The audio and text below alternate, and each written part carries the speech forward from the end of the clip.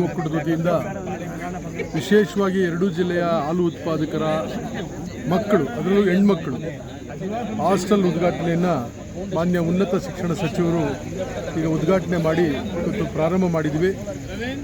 ಈ ಒಂದು ಹಾಸ್ಟೆಲ್ ಉದ್ಘಾಟನಾ ವಿಚಾರವಾಗಿ ನಮ್ಮ ಕೋಚಿಮೂಲ್ ಅಧ್ಯಕ್ಷರಾದಂಥ ನಂಜೇಗೌಡರು, ಮಾಲೂರು ವಿಧಾನಸಭಾ ಕ್ಷೇತ್ರ ಶಾಸಕರು ಮತ್ತು ಅವರ ಆಡಳಿತ ಮಂಡಳಿ ಹೆಚ್ಚು ಆಸಕ್ತಿಯನ್ನು ತೆಗೆದುಕೊಂಡು KMF ಜೊತೆ ಕೂಡ ಮಾತನಾಡಿ ಆ KMF ಸುಪರ್ದಿಯಲ್ಲಿರ್ತಕ್ಕಂಥ ಬಿಲ್ಡಿಂಗನ್ನು ಪಡ್ಕೊಂಡು ಇವತ್ತು ಹಾಸ್ಟೆಲನ್ನು ಪ್ರಾರಂಭ ಮಾಡಿದ್ದೀವಿ.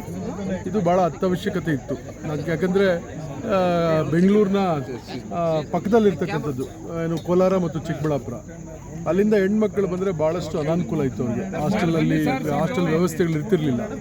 ಅವರು ಸರ್ಕಾರದಿಂದ ನಡೆಯುವಂಥ ಹಾಸ್ಟೆಲ್ ಮೇಲೆ ಡಿಪೆಂಡ್ ಆಗಬೇಕಾಗಿತ್ತು. ಕಾಲೇಜ್ ಹಾಸ್ಟೆಲಲ್ಲಿ ಇರಬೇಕಾದ್ರೆ ಅವ್ರಿಗೆ ಕಷ್ಟ ಆಗ್ತಿತ್ತು. ಯಾಕಂದರೆ ಆರ್ಥಿಕವಾಗಿ ಕಷ್ಟದಲ್ಲಿರ್ತಕ್ಕಂಥವ್ರಿಗೆ ಇವೆಲ್ಲ ಕೂಡ ಕಷ್ಟ. ಕಾಲೇಜ್ ಹಾಸ್ಟೆಲ್ಸಲ್ಲಿ ಹೋಗಿ ಇರ್ತಕ್ಕಂಥದ್ದು, ಆ ಫೀಸ್ ಕಟ್ಟತಕ್ಕಂಥದ್ದೆಲ್ಲ ಕೂಡ ಕಷ್ಟ. ಹೀಗಾಗಿ ಭಾಳ ಒತ್ತಡ ಇತ್ತು ಅವ್ರ ಆಡಳಿತ ಮಂಡಳಿಯ ಇರ್ತಕ್ಕಂಥ ಡೈರೆಕ್ಟರ್ಸ್ ಮೇಲೆ. ನಾವೆಲ್ಲ ಯಾರು MLAs MLCಗಳಿದ್ದೀವಿ, ನಮ್ಮ ಮೇಲೆಲ್ಲ ಒತ್ತಡ ಇತ್ತು. ಹೀಗಾಗಿ ನಾವು ಕೂಡ ಅಧ್ಯಕ್ಷರ ಗಮನಕ್ಕೆ ತಂದಿದ್ವಿ, ನಾವು ಯಾಕೆ ಒಂದು ಹೊಸ ಹಾಸ್ಟೆಲ್ ಮಾಡಬಾರ್ದು ಎರಡೂ ಜಿಲ್ಲೆಯವರಿಗೆ ಅಂತ.